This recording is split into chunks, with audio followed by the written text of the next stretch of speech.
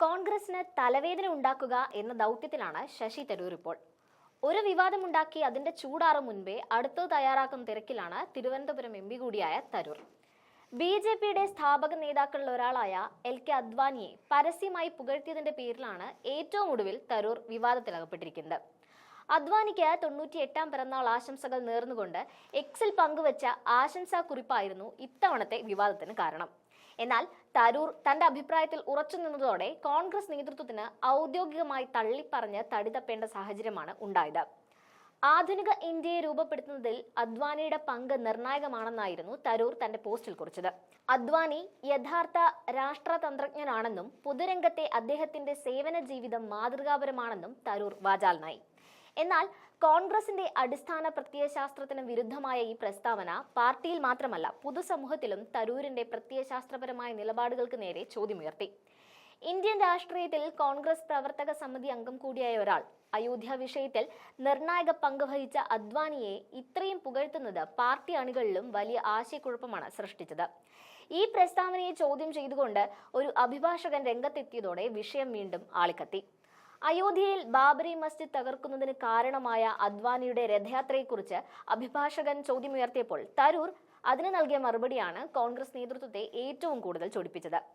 അദ്വാനിയുടെ നീണ്ട വർഷത്തെ പൊതുസേവനത്തെ ബാബറി മസ്ജിദ് സംഭവം എന്ന ഒറ്റ ചരിത്ര മുഹൂർത്തത്തിലേക്ക് മാത്രം ചുരുക്കുന്നത് ശരിയല്ലെന്നാണ് തരൂർ ന്യായീകരിച്ചത്. തന്റെ ഈ വാദത്തിന് ശക്തി നൽകാൻ അദ്ദേഹം ചരിത്രത്തിലെ ഏറ്റവും വലിയ കോൺഗ്രസ് നേതാക്കളെയാണ് ഉപമകളാക്കിയത്.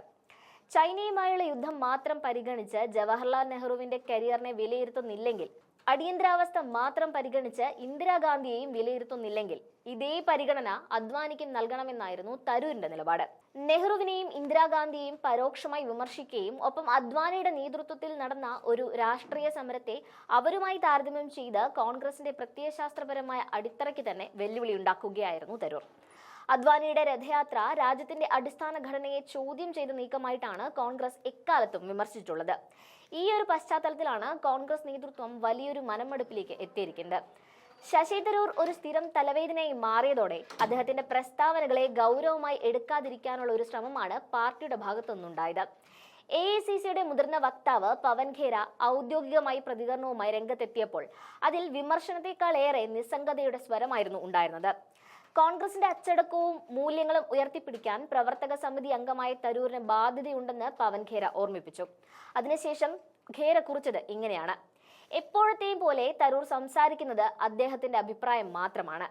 കോൺഗ്രസ് അതിൽ നിന്ന് പൂർണ്ണമായി വിട്ടുനിൽക്കുന്നുവെന്നും അദ്ദേഹം എക്സിൽ കുറിച്ചു. മറ്റൊരു തരത്തിൽ പറഞ്ഞാൽ ഇത് അദ്ദേഹത്തിന്റെ പതിവ് പരിപാടിയാണ്. ഞങ്ങൾക്ക് ഇതിൽ പങ്കില്ല, ഞങ്ങൾ കൈയൊഴിഞ്ഞിരിക്കുന്നു എന്നൊരു ഭാവമാണ് നേതൃത്വം സ്വീകരിച്ചത്. കാരണം നേരത്തെ പ്രധാനമന്ത്രി നരേന്ദ്രമോദിയെ പുകഴ്ത്തിയതിന്റെ പേരിലും തരൂരിന് പാർട്ടിയിൽ നിന്ന് വിമർശനങ്ങൾ ഏറ്റുവാങ്ങേണ്ടി വന്നിരുന്നു. ഓരോ തവണയും ഒരു വിവാദം കെട്ടടങ്ങും മുൻപ് അടുത്തത് തയ്യാറാക്കി തരൂർ കോൺഗ്രസ് നേതൃത്വത്തിന് തലവേദന സൃഷ്ടിക്കുന്നത് തുടരുകയാണ്.